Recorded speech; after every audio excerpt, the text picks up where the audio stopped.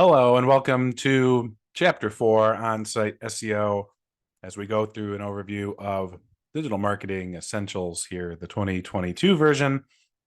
And my name is Nick Batar, and I have brought up the actual textbook pages, sections, whatever you want to call them today. As we go through this chapter, I do want to call attention to a couple of major points here. And also a couple of things to consider with SEO that you may not have paid as close attention to here in the book, but search engine optimization for me would be one of my specialties if I had any. And it's something that I've spent a lot of time studying over the last 5, 6, 7 years. And really, to start us out here, if I go back to the introduction, when you think about search engine optimization, you really want to think about not what happens when you search a company name or when what comes up when you search something, but the number one thing to think about in search engine optimization is what is the user actually trying to solve? What is the problem they're trying to solve? What is the concept they're trying to learn? What is the user's intent? The idea of search intent is one of the most important pieces of SEO, and it's really not something that you typically learn in an SEO chapter such as this one. And obviously, in this textbook, SEO is divided into 2 chapters. There's chapter 4 and chapter 5, and you learn a little bit about it in the foundations chapter. But with SEO, you want to think about something that's right here in section 1, and that is why are the people searching, and what is it that they're actually trying to learn? And when you think about that question and the more philosophical result or answer is when you get this piece here, maximizing relevance. And that is, if you want to, everybody wants to appear, they want their website to appear for as many major high volume searches as possible. You figure if your website came up first, if you searched, say you sold t-shirts, as I've talked about in chapters before, and you just search t-shirt and there's your store, great. You're going to be seen by millions of people and you're going to get tons of traffic to your website. But are you providing what these searchers are actually looking for? If you pop up first on a website that is appearing for the search t-shirts, is that actually what people are looking for? And I would venture to say no. And I would venture to say that traffic does not necessarily equal success. The relevant traffic, as you see here in the title of section 1, does correlate much more strongly, much stronger to success. And by when I say success, I say conversions. And this goes back to chapter 3, the analytics chapter, and we talked about what is a conversion. Conversion being the goal of what the website is supposed to do. And if you can get the more relevant traffic you get on your website, the higher your rate of success or your rate of conversions will be. So as we go through section 1 here, they go through a couple of important things to maximize when optimizing a website. Now, search engine optimization is actually broken into 3 parts before we get much further. There are the things that you can control on your own site. That is what chapter 4 is about. There are external factors from other sites. That is off-site SEO. And then there is a third element that we don't really get into here. They talk about it a little bit in chapter 4. That is technical SEO. That is things like page speed, how fast your page loads, how well your site is indexed by Google, and also just kind of the structure of the site and ensuring that it is user-friendly. The reason that that's not considered on-site SEO is because you as a content creator can't really control it. Technical SEO is really handled on the development side, the creation side. And while, yes, some small businesses, that is the search engine optimizer's job, in this book, in this chapter specifically, that's not really the same thing. So you don't have to really worry about that piece. We do rather talk about what things you can control. That is things like the URL of a post that you might be creating or a page, the title tag, which is the actual title of the page as read by Google, header tags, which you can see what the definition is here, what the body is, how your images appear, and anchor text, all good pieces. But before we can optimize these, we need to think about what are the actual words that we want to search for. And this is where we get into search intent. And I will let you read through this to better understand it from your side. But from my side of the coin here, I look at search intent as really being, how do you make sure that you're getting as much traffic to your website where most of that traffic actually wants what you have to offer? That means having very specific and targeted niche keyword phrases. Now, what does that mean? One, you want to think about not just the word t-shirt, but if you're selling, we'll say men's tie-dye t-shirts, you probably want to include those qualifying words in your phrase that you want to search for. And in this example here for they talk about pergolas here. I think that's how you pronounce it. They show all sorts of different types of pergolas. And really, what is it that could work well? Now, once you figure out that, you really want to combine these 4 factors here that are listed in the book. I completely agree with these 4. You want to make sure once you have relevant search traffic, I think we already talked about that. You do want to make sure that there's traffic, people are actually searching it. You want to see what other websites are already ranking for your phrase. And then where are you right now? Where do you already rank somewhere? Do you not rank at all? Those are all things to consider when deciding that you want to optimize your site, page, whatever, for a specific term. Now, we've talked about the relevance a little bit. A generic term you don't want to really use. You want to think about something a little bit more specific. But then you also want to talk about traffic. This keyword planner here is Google's keyword planner, which you can use. There's a ton of them online now. And you want to make sure that you are going to optimize your content, and you want to use a keyword that has some searches. If you want to think about custom built pergolas, those only get 10 searches a month. Not a lot. Rather, you want to think about a little bit more high volume traffic. Now, to be fair, 140 monthly searches isn't a ton. There's a lot of different schools of thought on this where people say, hey, you should only go after keywords with over 1,000 searches a month, or you should focus on keywords with less than 100 searches a month. It really varies. And for me, I do think traffic is important, but I don't think it should be the sole determinant. Obviously, there are the 4 factors that are listed above. But when it comes to you and what you're looking for, I just think you need to understand what that real number is and just be comfortable with it. If the average monthly searches is 10,000, that's too much. Straight up, gonna be too much. That is gonna be too broad of a keyword search term. And unless the competition is low, which I doubt, you're probably going to want to look at something more specific. On the other hand, 10 searches, probably not enough. 10 searches could all be done by one person. And while a lot of keyword phrases that you're going to enter in here are going to yield 10 monthly searches, you probably want to think about something a little bit more. I think any of these other ones work. I mean, 20, I personally, if I'm looking at this, I'm looking at something that has some of everything. A lot of high competition here on this list. Honestly, this list isn't great to begin with, mainly because the word pergolas is searched so infrequently. But it is just an interesting exercise to see, because when you think about the content that you are looking to optimize for, right? You have a web page, you're trying to search a word, something like t-shirts, the example that I shared before, is pretty obvious. There's not much to it. Like, yes, of course.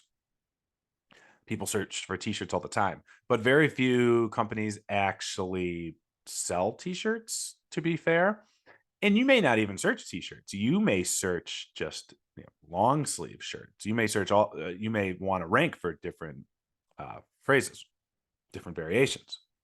But when you think about a search, you just want to be sure that you are looking at these 4 factors. And the other thing here, make sure to read this section about what this is. This is called a Google Ads account. This is not you creating ads.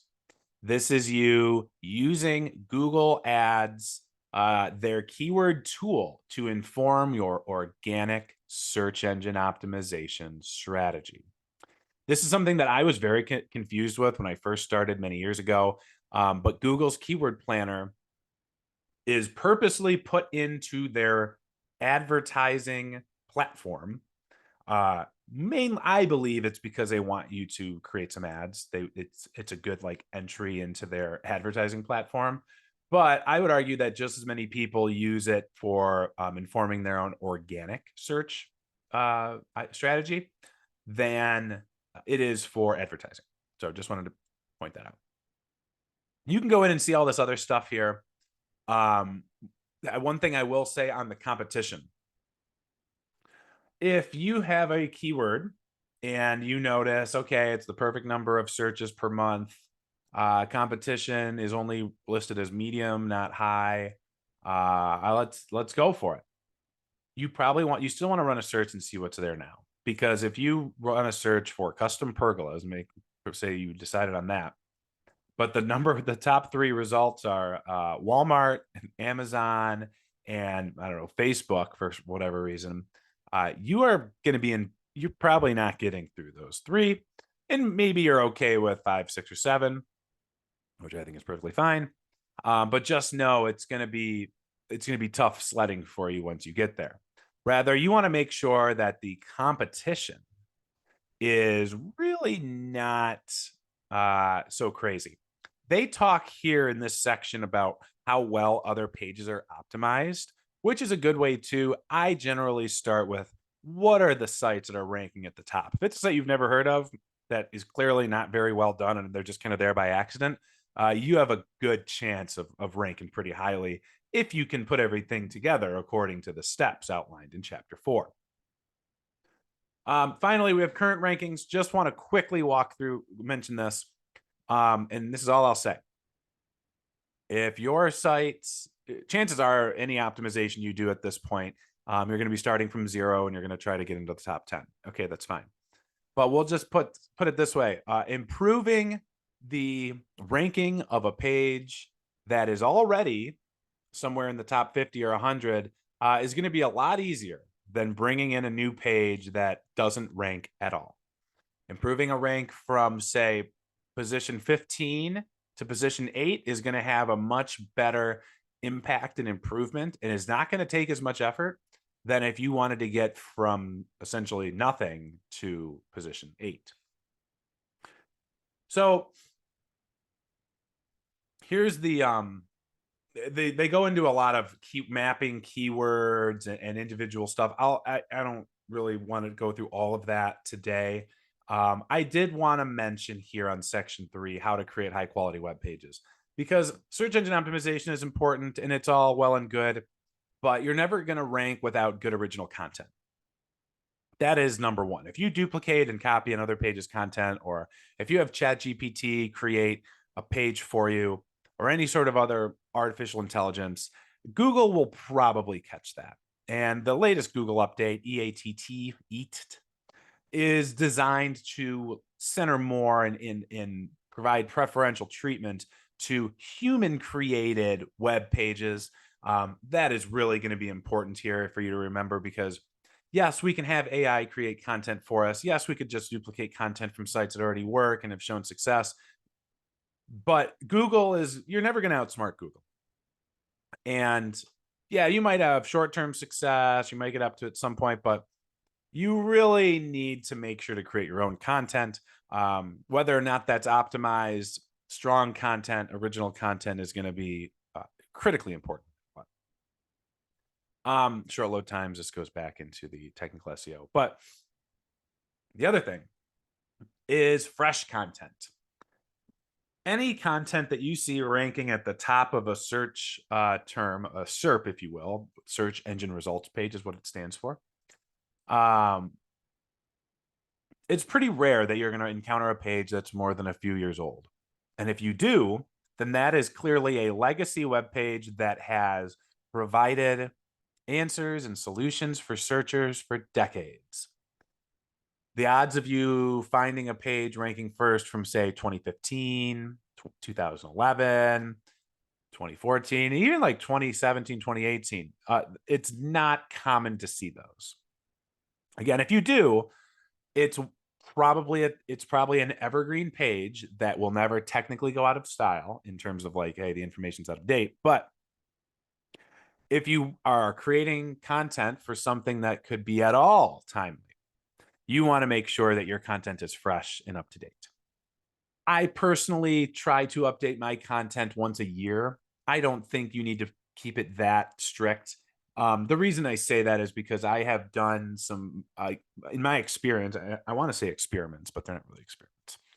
In my experience, when I update pages too infrequently, I like if I don't update a page for more than a year, I find my rankings go down. And I'm running an experiment now where I had a page that never really drove a ton of traffic or conversions on my business's website. So I'm using that as kind of like my control group. But I've been letting it ride for years. It's been about 2 years. And it was once ranking in the top 10 for average marketing salary was my keyword term, because people were looking for digital marketing jobs and I had a report for it. So it's been just over 2 years, or 2.5 years. And that has just fallen out of the top 100. It slowly was on a decline over the past 6 months or so. And I do attribute that fall from grace to timeliness. It's no longer fresh content. And when content's no longer fresh too, the traffic that does go there is going to they're not going to find what they're looking for, especially content like that one that I created, because it is very timely. Now, I have created more timely stuff for other keyword phrases that are doing better more recently. They are leading to better conversion rates for me. So it is something that to think about in terms of fresh content.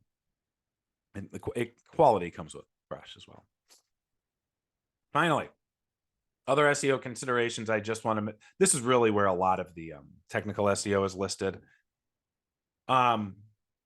Most of these you shouldn't have to worry about. If you use a builder like WordPress, Squarespace, Wix, things like mobile optimization, security, sitemaps are all going to be handled at the web builders level. Now, Core Web Vitals, on the other hand, not so much.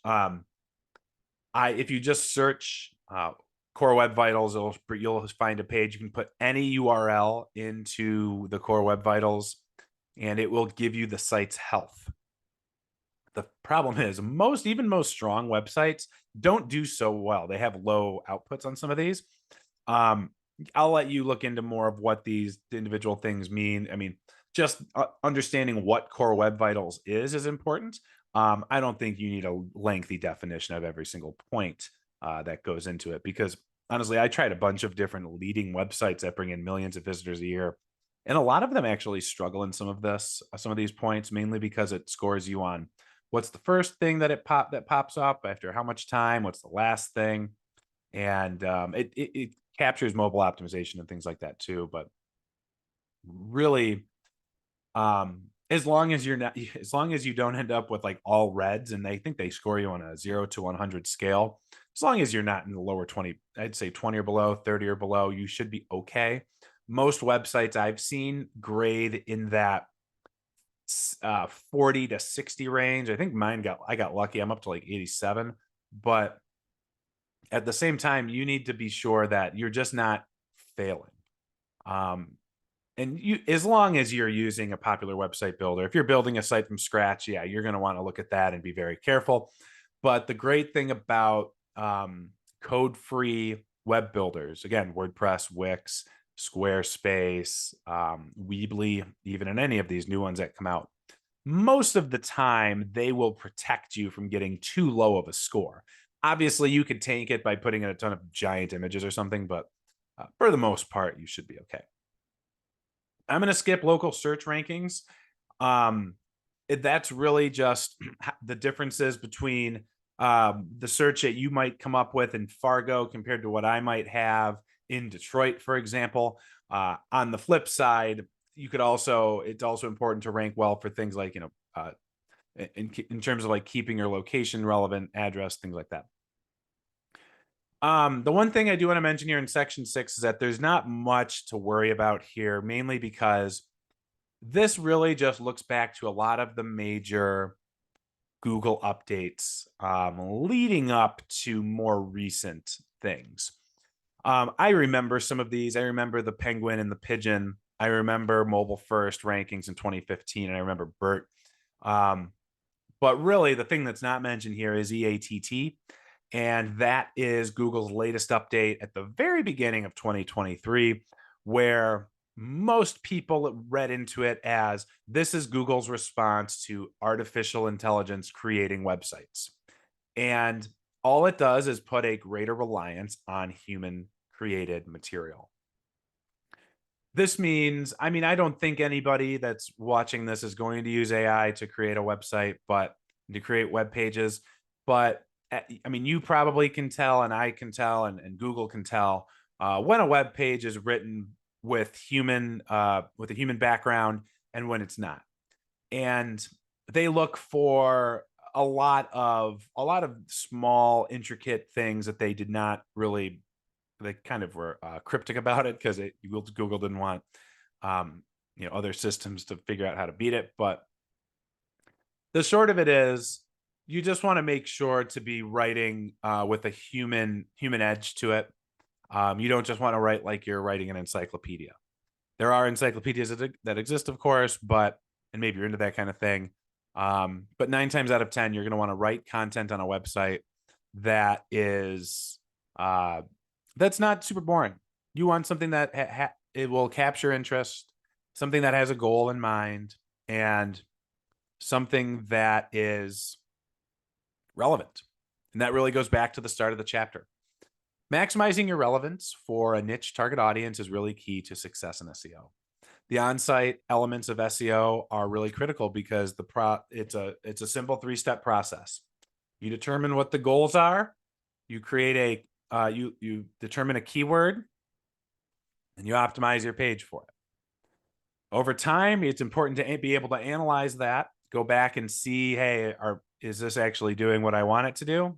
Maybe adjust, but for the most part, on-site SEO is simply the optimizing of your website and the things that you can control as a content creator so that your site is in the best position to bring in as much traffic as possible from search engines like Google.